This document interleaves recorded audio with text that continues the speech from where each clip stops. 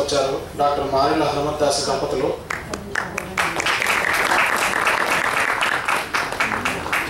ఈ ప్రవచన కార్యక్రమ ఆరంభంలో గురువు గారికి వాటిని సమర్పిస్తారు.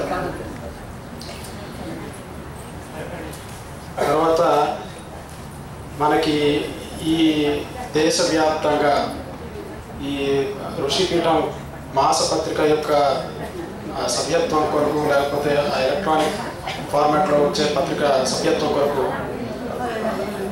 అందరికీ మనకి ఇది సులభతరం చేసేందుకు గాను హరిహరమూర్తి గారు మన దగ్గర నుంచి ఈ చందాలన్నీ కూడా ఆయనకు వసూలు చేసుకుని ఆయన వీటినన్నింటినీ భారతదేశానికి పంపించి వాళ్ళకి ఋషిపీఠానికి పంపించి మనకి సౌకర్యం చేస్తున్నారు. వారు కూడా ఇక్కడికి నార్త్ కేరళ నుంచి ఇక్కడికి వచ్చారు. ఒక్కమారు ఆయనకి జేజే చెప్తాం అందరం.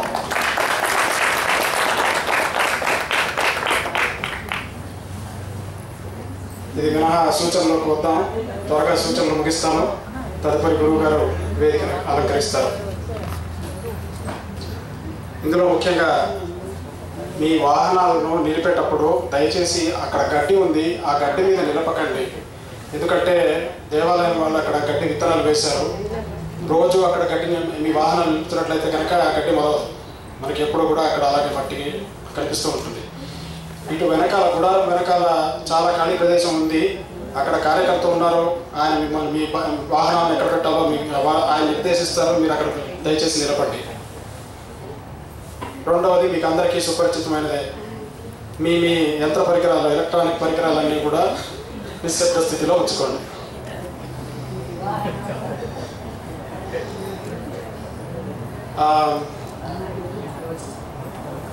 మీరు ఒకవేళ గురువు గారికి సంభావన ఇవ్వదలుచుకున్నట్లయితే దయచేసి చెక్ మీద క్యాష్ అని రాయండి.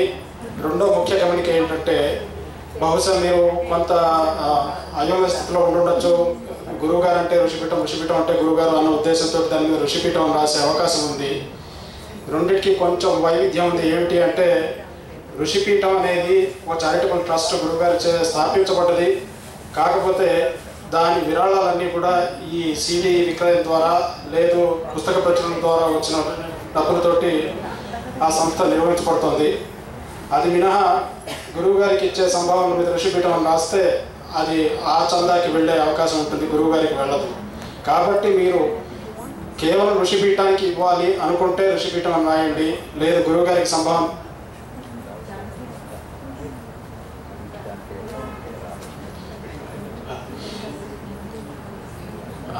అది. ఇంకొకటి, ఋషిపీఠం మన దేశ డబ్బులు తీసుకోదు, కేవలం రూపాయల్లో మాత్రమే తీసుకుంటుంది. కాబట్టి దయచేసి ఋషిపీఠం రాయకండి. ఒకవేళ మీరు ఋషిపీఠానికి ఏమన్నా దానం చేయదలుచుకుంటే, విరాళం ఇవ్వదలుచుకుంటే కనుక సంప్రదించండి, మేము చెప్తాము ఏం చేయాలో. ఇక పిల్లలు గల వాళ్ళ సంగతి, మీ పిల్లల సహనశీలత మీకు తెలుసు. వాళ్ళు ఓపిక కూర్చోగలరు అనుకుంటే మీతో పాటు ముందు వరుసలో కూర్చోబెట్టుకోండి. లేదు అంటే కనుక వెనుక వరుసలో కూర్చోండి. తద్వారా వాళ్ళకి ఒకవేళ అసౌకర్యంగా ఉంటే మీరు బయటకు వెళ్ళే అవకాశం ఉంటుంది, వేరే వాళ్ళకి భంగం చేయకుండా. 2 రోజులు బాగా గడిచాయి, కానీ నిన్న మాత్రం కొద్దిగా వెనుక వరుసల్లోంచి కొద్ది చప్పుళ్ళు వినిపిస్తూ ఉన్నాయి. కాబట్టి కొంచెం గురువు గారికి భంగం కలగకుండా చేసే బాధ్యత మీది. చివరిగా మీరందరూ గత 2 సంవత్సరాల కాలాలుగా మీరు మీ ఈమెయిల్ ఐడీని మాకు అందజేస్తున్నారు. కాకపోతే మేము వెంటనే మీరు ఏమి రాశారు అనేది మేము సరిచూసుకోము. మీ లిపి మీరు రాసిన తర్వాత మాకు అర్థం కాదు, తద్వారా కొన్ని చిక్కులు వస్తున్నాయి. కాబట్టి ఈ తూరి మీకు కనుక మా నుంచి వర్తమానం రాకపోతే అందుకు కారణం బహుశా మీ లిపి ఏమో అని అనుకోండి. దయచేసి మళ్ళీ ఒకసారి మీ ఈమెయిల్ ఐడీలన్నీ ఇవ్వండి. దీని వెనుక ఇంకొక ఆంతర్యం ఏమిటంటే, దేశవ్యాప్తంగా ఒక సమాఖ్యను ఏర్పరిచి ఆ ఈమెయిల్స్ అన్నీ పొందుపరిచి రవి జంధ్యాల గారు వారి ఈ గురుగారి కార్యక్రమానికి సృష్టికర్త, మూల పురుషులు, వారు ఒక గ్రూప్ లేదా సమాఖ్య లాంటిది ఒకటి ఏర్పరచదలుచుకున్నారు. వారికి ఇస్తాము. మీరు గమనించే ఉంటారు, పూర్వం ఈమెయిల్ ఐడి ఇచ్చిన వాళ్ళకి ఇది మినహా వేరే ఏ ఇతరమైన ఈమెయిల్ మేము పంపలేదు. అదేవిధంగా మేము దీన్ని కూడా గౌరవిస్తాము. కాబట్టి మా ఎంత నమ్మకం ఉంచి దయచేసి మీ ఈమెయిల్ ఐడీలు ఇస్తే కనుక ఇటువంటి కార్యక్రమాలు ఏమైనా జరుగుతూ ఉంటే మీకు తెలియపరచిన అవకాశం మాకు లభిస్తుంది. ఇంతటితో నా సూచనలు సమాప్తి. ఇవాటికి గురుగారిని వేదిక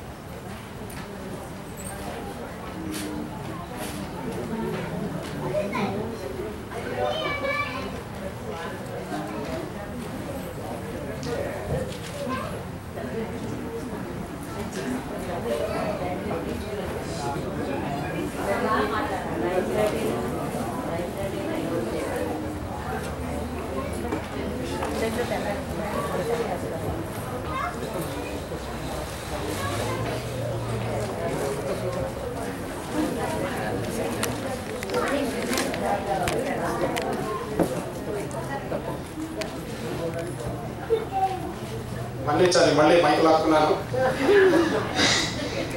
ఒక ముఖ్యమైన సూచన మీకు చెప్పడం మర్చిపోయాను. రేపు ఉదయం 9:30 గంటలకు కార్యక్రమం మొదలవుతుంది.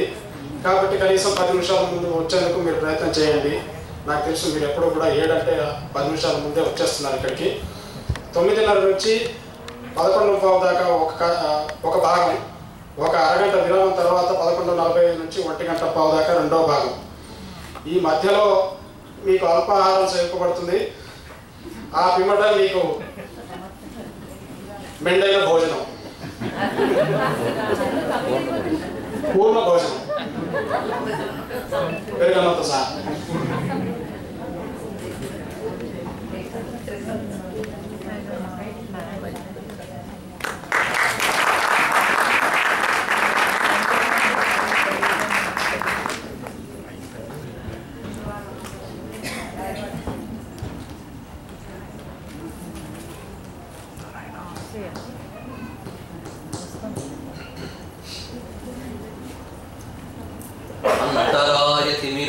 शान्तये शान्तपावनमचिन्त्य वैभवं तं नरं वपुषि कुञ्जरं मुखे मन्महे किमपि तुन्दिलं महः शरणं करवाणि शर्मदं ते चरणं वाणि चराचरोपजीव्यं करुणामसृणैः कटाक्षपातैः कुरु माम् अम्बकृतार्थ सार्थवाहम् शारदा शारदाम्भोजवदना वदनाम्बुजे सर्वदा सर्वदास्माकं सन्निधिः सन्निधिं क्रियात् विमलपटी कमलपुटी पुस्तकरुद्राक्षशस्तहस्तपुटी कामाक्षि पक्ष्मलाक्षि कलितविपञ्ची विभासि वैरिञ्ची वागर्थाविव सम्पृक्तौ वागर्थप्रतिपत्तये जगतः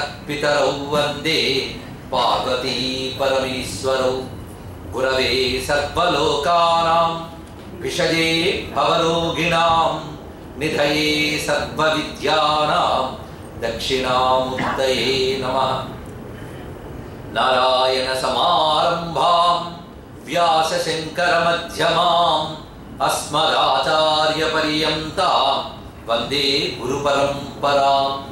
नारायणं नमस्कृत्य नरं चैव नरोत्तमं देवीं सरस्वतीं व्यासं ततो जयमुदीरयेत्।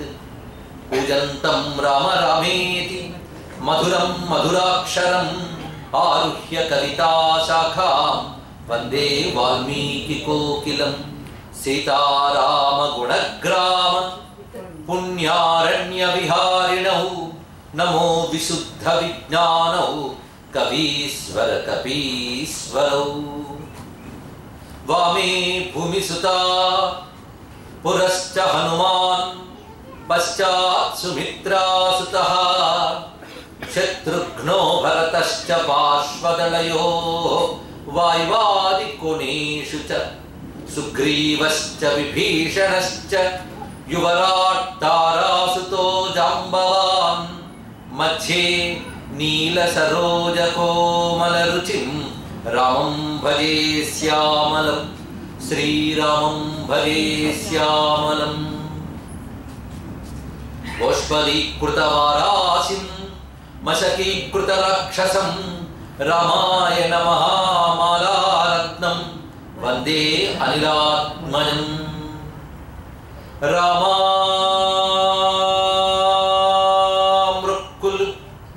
రామామృక్కులు నీదు నామమునకున్ రమ్యాంఘ్రి పద్మాలకున్ శ్రీమన్మంజులమైన మేనికి ధనుర్లీలా కళాకేళికిన్ నీ మర్యాదకు ధర్మనిష్టకు రసోద్వేలమ్ము నీ గాధకున్ ప్రేమన్నీ పరివారమంతటికి శౌరీ రామచంద్ర ప్రభు శౌరీ రామచంద్ర ప్రభు పుట్టెన్ వానరుడౌచు విక్రమ కళాస్ఫూర్తిన్ నృసింహుండుగా నట్టే దానవహంత వేగగతిలో నావైనతేయుండే తా చుట్టెన్ వేదములెల్ల నశ్వముఖుడై శోకాబ్ధిలో నుండి పై పెట్టెన్ భూసుత నిట్టె క్రోడముగా ఆభీలోగ్ర పంచాస్యుడై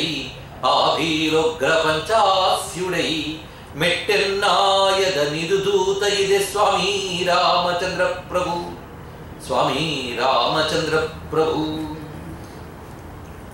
శివాయ గురవే నమః శివాయ గురవే నమః శివాయ గురవే నమః శివాయ గురవే నమః శివాయ గురవే నమః శివాయ గురవే నమః శ్రీమాత్రే నమః శ్రీమాత్రే నమః శ్రీమాత్రే నమః శ్రీమాత్రే నమః శ్రీమాత్రే నమః శ్రీమాత్రే నమః శ్రీ విష్ణు రూపాయ నమః శివాయ శ్రీ విష్ణు రూపాయ నమః శివాయ విష్ణు రూపాయ నమః శివాయ శ్రీ విష్ణు రూపాయ నమః శివాయ శ్రీ విష్ణు రూపాయ నమః శివాయ శ్రీ విష్ణు రూపాయ నమః శివాయ శ్రీరామ జయ రామ జయ జయ రామ శ్రీరామ జయ రామ జయ జయ రామ శ్రీరామ జయ రామ జయ జయ రామ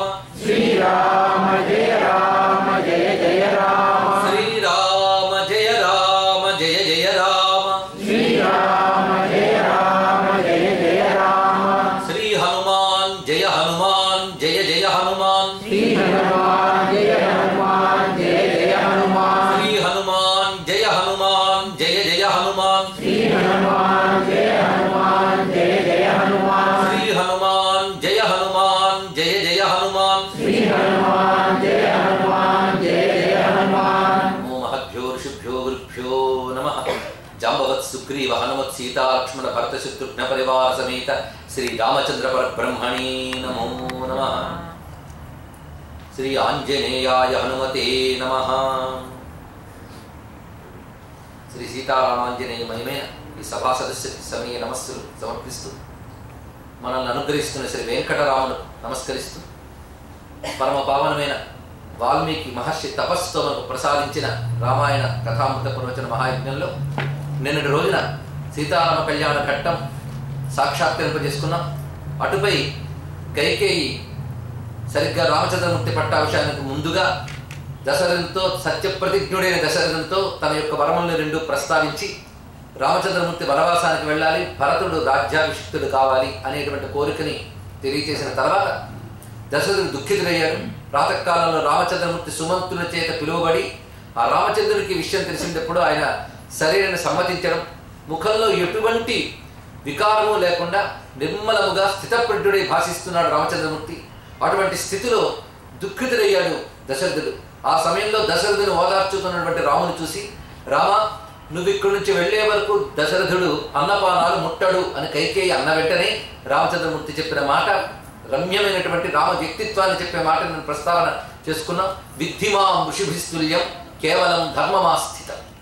నన్ను ఋషులతో సమానుడని తెలుసుకో, కేవలం ధర్మమునందు మాత్రమే ఉన్నవాడని తెలుసుకో అనే మాటని రామచంద్రమూర్తి తెలియజేసి, ఆడ తర్వాత తిన్నగా కౌశల్య వద్దకు వచ్చి అక్కడ కౌశల్య దర్భాసనాన్ని పెట్టినప్పుడు ఇది దీని అవసరం ఇంకా లేదు అని పక్కకన్నాడు రామచంద్రమూర్తి.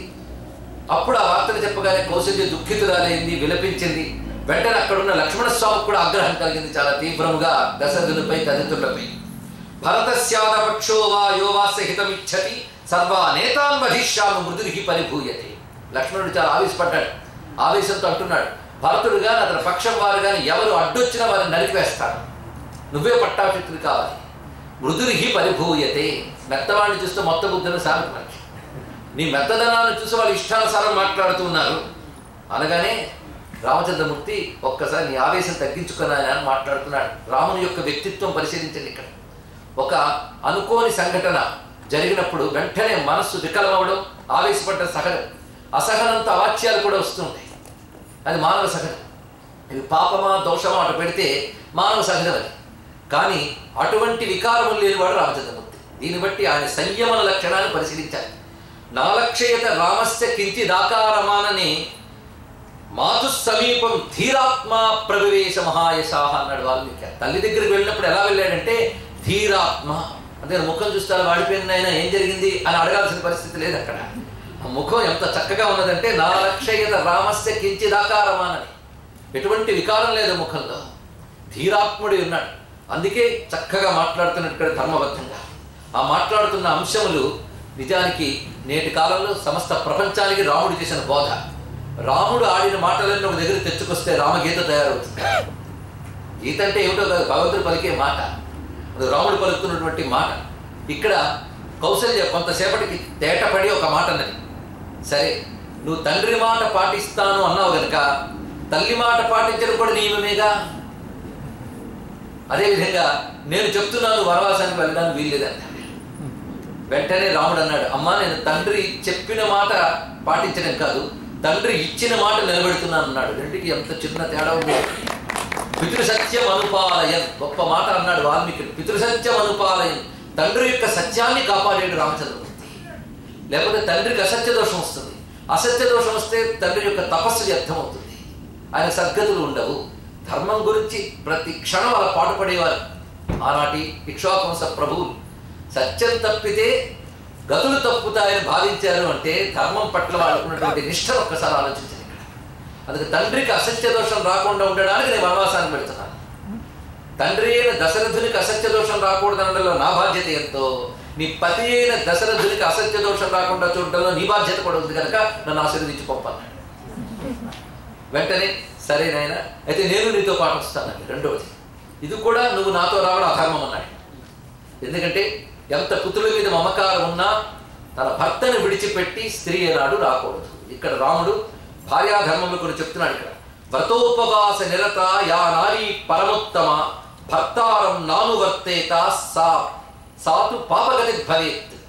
ఈ విషయంలో అర్థం ఏంటంటే వ్రతోపవాస నిరత, ఒక స్త్రీ వ్రతాలు, ఉపవాసాలు, జపాలు, ధ్యానాలు ఎన్నైనా చేయవచ్చు గాక, ఎన్ని చేసినా తన భర్తను అనుసరించకపోతే మాత్రం అవి సత్ఫలితములు ఇవ్వవు. ఆమె పాపగతినే పొందుతూ ఉంటుంది. అంటే అవన్నీ మానేయమని కాదు, భర్తను అనుసరించమని చెప్పడం ఇందులో ఉద్దేశం. అంతేకాదు, ఒకవేళ అవి చేసి భర్తను అనుసరించడం చేస్తే గొప్ప తపస్సు, అవి చెయ్యకపోయినా భర్తను అనుసరిస్తే వాళ్ళు సద్గతులు పొందుతారు. అందుకు స్త్రీకి అంతకంటే గొప్ప వ్రతం మరొకటి లేదు. ఇదేదో నేను చెప్తున్నటువంటి మాట కాదు. భక్తు శుశ్రూషయా నారి లభతే స్వర్గముత్తమం అపియా నిర్నమస్కార నివృత్త దేవపూజనాత్ శుశ్రూషామేవ కుర్వీత భర్తు ప్రియహితే రత. అందుకు ఎల్లవేళలా భర్తకి ఇష్టమైన విధంగా, ఆయన హితమైన విధంగా ప్రవర్తించడం భార్య యొక్క గొప్ప వ్రతం. ఆ తర్వాతే మిగిలిన వ్రతాలన్నీ. ఈ మాట ఏష ధర్మ పురా దృష్టో లోకే వేదే శృత స్మృత. ఎంత చక్కని మాట చెప్తున్నాడు. ఈరోజు కొత్తగా నేను చెప్తున్న ధర్మం కాదు, ఇది సనాతన ధర్మం. ఇది లోకే వేదే, లోకమునందు వేదమునందు అన్నాడు. ఇక్కడ లోకమునందు అంటే లోక విధానమునందు, వేద శాస్త్రమునందు కూడా కనబడుతున్నది. ఇది ఒక అర్థం. లోకే అంటే శంకర భగవత్పాదుల వారు లోకం అనగా శాస్త్రములు అని అర్థాన్ని ఇచ్చారు. దేనివల్ల సత్యాన్ని చూడగలుగుతున్నామో అది లోకము, అది శాస్త్రం అని అర్థం చెప్పారు ఇక్కడ. అందులో లోకే వేదేచ అంటే వేదమునందు, వేదాధారమైన ఇతర శాస్త్రములందు కూడా ఇదే చెప్పబడుతూ ఉన్నది. అందుకే ఏష ధర్మ పురా దృష్టో లోకే వేదే శృత స్మృత. వేదమునందు వినబడుతున్నది, శాస్త్రమునందు స్మరింపబడుతూ ఉన్నది. ఆ మాటలు చాలా చక్కగా ప్రయోగించారు ఇక్కడ వాల్మీకి. ఈ విధంగా రాముడు చెప్తూ ఆ పక్కన ఉన్నటువంటి లక్ష్మణ స్వామితో చెప్తున్నాడు, చూడు సాధారణంగా ధర్మ అర్థ కామములు మూడు కూడాను చక్కగా సమకూరడం అనేది ఒక యోగం. ఆ సమకూరితే మంచిదే. కొందరికి ధర్మము అర్థము కామము మూడు వస్తాయి. కొందరు ఒకదాని కోసం ఒకటి వదులుకోవాల్సిన పరిస్థితి ఏర్పడుతుంటుంది వాళ్ళ జీవితంలో, వాళ్ళ ప్రారంభం కొద్ది. కొందరికి కామం కోసం అర్థాన్ని విడిచిపెట్టుకోవాలి, అర్థం కోసం కామాన్ని విడిచిపెడతారు. ఇది ఎలాంటిదంటే డబ్బు సంపాదించాలని కొందరు తాపత్రయపడుతుంటారు, కానీ సరిగ్గా పూటకు తిండి ఉండదు, సుఖమైన విశ్రాంతి ఉండదు, డబ్బు మాత్రం వస్తూ ఉంటుంది. అంటే వాడికి అర్థం ఉంది కానీ కామం లేదు. కొందరికి పాపం కోరికలు తీర్చుకోవడం కోసం వాడు సంపాదించింది వాడు తాతలు సంపాదించింది కలగబెడుతూ ఉంటాడు, వాడికి కామం ఉంది కానీ అర్థం లేదు. అంటే అర్థం కోసం కామాన్ని విడిచిపెట్టి కొందరు, కామం కోసం అర్థాన్ని విడిచిపెట్టారు కొందరు. ఈ రెండింటి కోసం ధర్మాన్ని విడిచిపెట్టేవారు అందరూ. ఇది చాలా వీళ్ళ సంఖ్య ఎక్కువ అండి మనకి. అసలు ధర్మములు ఎప్పుడు చూసుకున్నామంటే ఆఫ్టర్ రిటైర్మెంట్ అండి. నేను ఒకవేళ మొత్తం ధర్మశాస్త్ర గ్రంథాలని పెట్టుకున్నాడు, ఆఫ్టర్ రిటైర్మెంట్ చదువుతాడు.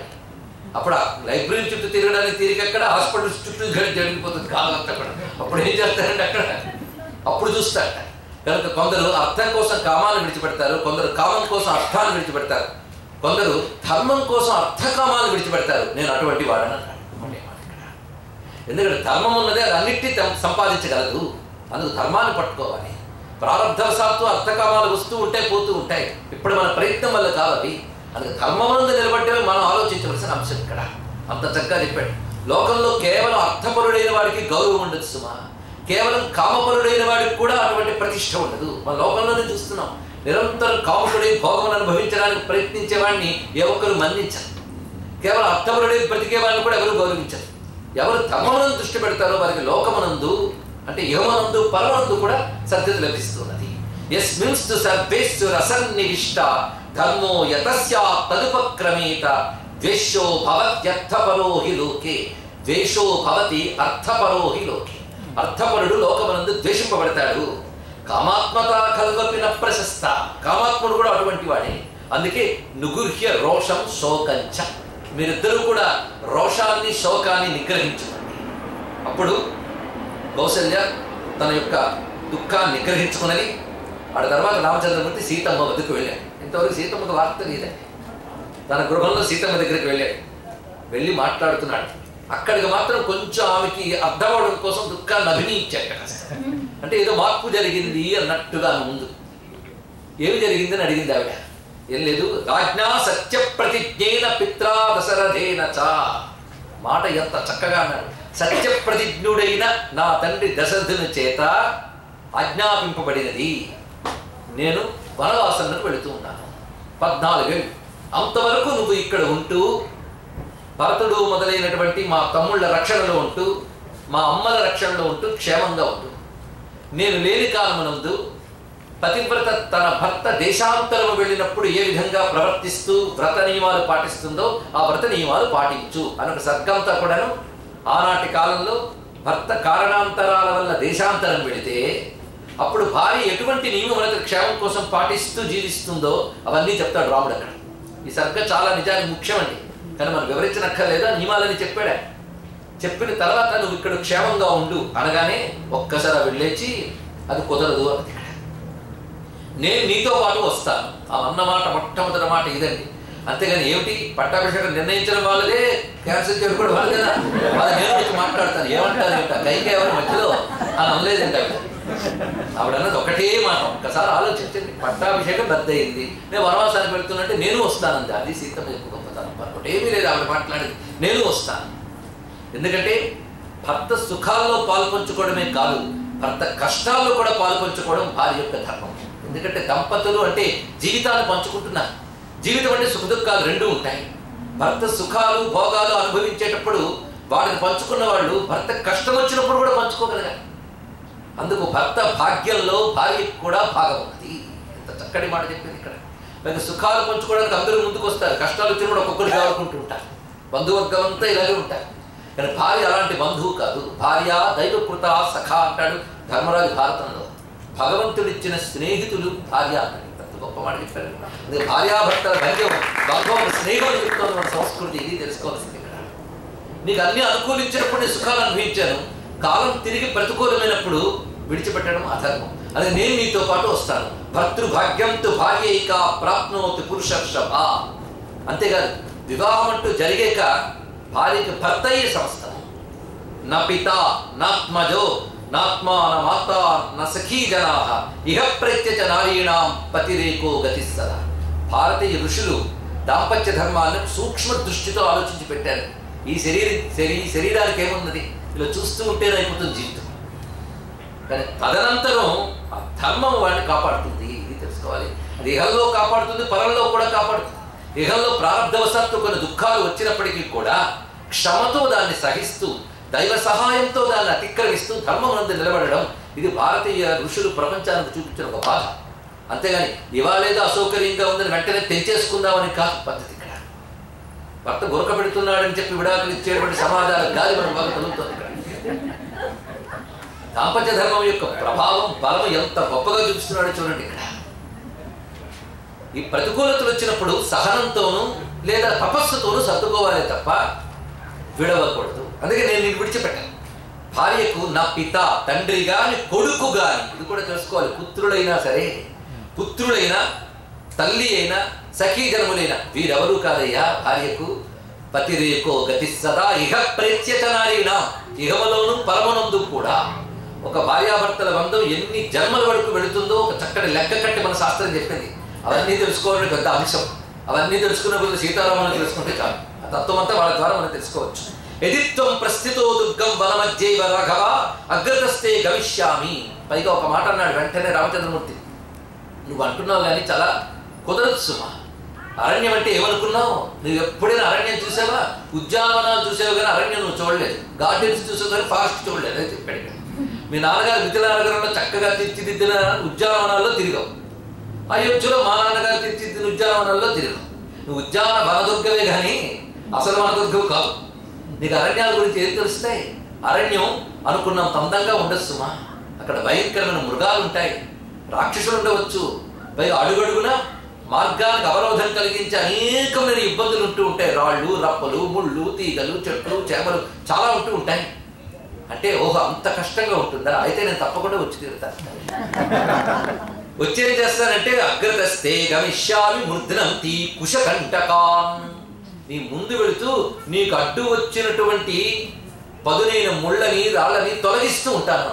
ఈ మాటలో ఎంత చమత్కారం ఉందంటే, నువ్వు ఒక లక్ష్యం కోసం ఒక మార్గంలో వెళుతున్నావు, ఆ మార్గానికి ఏ ఆటంకాలున్నా అవన్నీ తీసేస్తానంటు. ఇందులో సంకేతం ఏంటంటే నువ్వు రావణ వధ కోసం అవతరించి నువ్వు అటు ప్రయాణం చేస్తున్నావు. నువ్వు తొందరగా వెళ్ళి పనిచేసేటట్టు నేను సహకరిస్తాను అన్నాడు. ఇందులో దాని ఒక అంతరార్థం భావించవచ్చు. ఇవన్నీ సీతం ఆలోచించి అన్నదా అని మనకు అనవసరం. ఒక్కొక్కప్పుడు మాటల్లో coming events cash day shadows అంటాడు షేక్స్పియర్. ఆ విధంగా రాబోయేవో కనబడుతుంటాయి. మొత్తానికి తల్లి చెప్పిన మాట అంత చక్కగా ఉంది.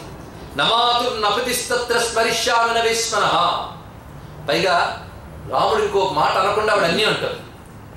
ఏమనంటే నేను అక్కడికి వెళ్తాను కానీ పొరపాటును కూడా మా అమ్మని కానీ మా నాన్నని కానీ మా పుట్టింటిని కానీ అక్కడిని గుర్తు చెయ్యను. ముందే నేను మాటిస్తాను. ఎందుకంటే తీరా అక్కడికి వెళ్ళాక ఏమిటో ఈ కష్టాలు, అది మా పుట్టింట్లో అయితేనా వాళ్ళు కింద పెట్టలు ఇచ్చేవారు కాదు, ఎండకని ఎరగకుండా చూసుకున్నారు అని అంటూ ఉంటే మాటి మాటికి నొచ్చుకుంటుంది మనస్సు. అందుకే నేను అక్కడ ముందే చెప్తాను, నా మాతు నా పితుస్తత్ర స్మరిష్యామి నా విస్మర. నా తల్లిని కానీ తండ్రిని కానీ నా పుట్టింటి నేను గుర్తు చేయను. నీతో పాటు నేను కూడా పుష్పములు ఫలములన్నీ నీకు సమకూర్చి నీతో పాటు నేను ఆరాధిస్తాను. పైగా ఒక్క మాట చెప్తున్నాను, వనే నివత్స్యామి యథా పితృగృహే. నా పుట్టింట్లో ఎలా ఉంటానో అలా ఉంటాను అరణ్యంలో. ఒక్క మాటలో చెప్పాలంటే, ఎందుకంటే పుట్టింటికి వెళ్తే కంప్లైంట్ చేయాలి, అక్కడ ఏం లేకపోతే చదువుకోసుకుంటాను. అందుకు పుట్టింటికి వెళ్తే ఎలా ఉంటానో అలా ఉంటాను. పైగా ఆవిడ మురిసిపోతుంది. అంతేగాని అరణ్యానికి వెళ్లాల్సి వచ్చింది, పట్టాభిషేకంలో రాజ్యభోగం పోయింది అని దుఃఖం ఇసుమంతలేదే ఆవిడికి. అందుకు ఒక్కొక్కప్పుడు సీతమ్మ 2